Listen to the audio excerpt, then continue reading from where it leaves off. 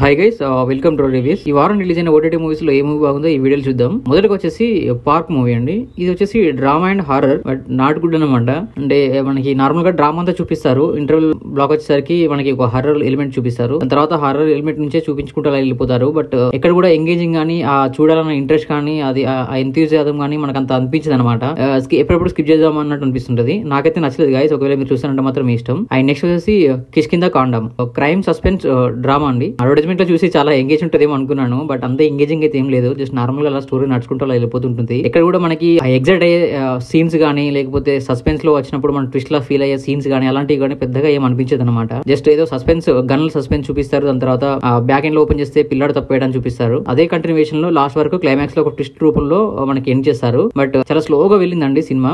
కొంచెం బోర్ వచ్చింది నాకైతే నచ్చలేదు గైస్, ఒకవేళ మీరు చూస్తారంటే మాత్రం మీ ఇష్టం. అండ్ నెక్స్ట్ వచ్చేసి ఐ హేట్ లవ్. ఇది వచ్చేసి రెగ్యులర్ డ్రామా ఫిలిం అండి. ఒక ఊర్లో ఒక అమ్మాయిని ప్రేమిస్తారు. ప్రేమించిన తర్వాత ఇంకా ఏం జరిగింది అనేది మిగతా కథ. కొన్ని ఫ్యామిలీ బ్యాక్గ్రౌండ్ లో కొన్ని జరిగే సంఘటనలు చూపిస్తారు. అండ్ అలాగే ఒక విలన్ పెట్టి విలన్ కి హీరోకి అండ్ హీరోయిన్ కి మధ్య కనెక్షన్ పెడతారు. ఎక్కడ కూడా మనకి ఆ ఎమోషన్ అనేది ఆడియన్స్ కి కనెక్ట్ కాదన్నమాట. సో నాకైతే నచ్చలేదు గైస్, ఒకవేళ మీరు ఎవరైనా చూస్తారంటే మాత్రం మీ ఇష్టం. అండ్ నెక్స్ట్ వచ్చేసి బగీరా. ఇది వచ్చేసి గుడ్ ఫిల్మ్ గైస్. ఎందుకంటే ఈ వారంలో ఉన్న సినిమాలతో పోల్చుకుంటే ఇది ఒకసారి అట్లా చూడొచ్చు అనమాట.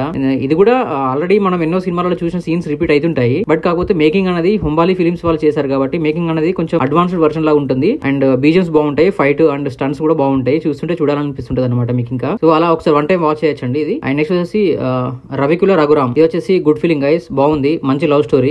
ఇంటర్వల్ వరకు ఒక ట్విస్ట్ రివీల్ చేస్తారు, ప్రీ క్లైమాక్స్ లో ఒక ట్విస్ట్ రివీల్ చేస్తారు.